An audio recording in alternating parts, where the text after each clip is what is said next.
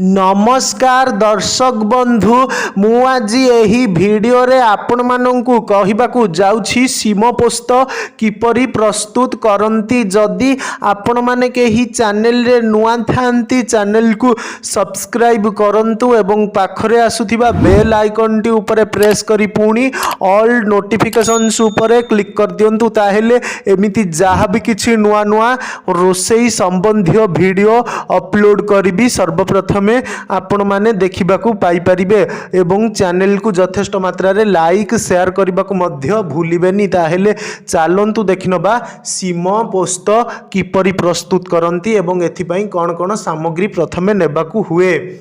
परिमाण 200 ग्राम सीम, 100 ग्राम पोस्त, 5टा कंचा लंका, 50 ग्राम तेल,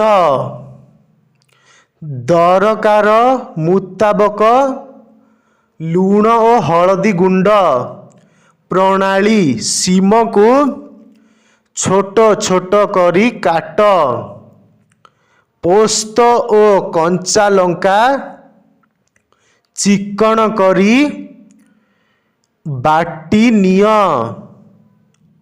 सीम कटा, पोस्त बटा, लूण और सोरिष तेल भल भाबरे मिसाई दियो।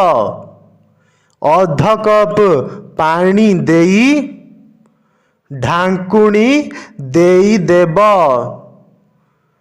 एहाकू मृदु नियारे बसाइब।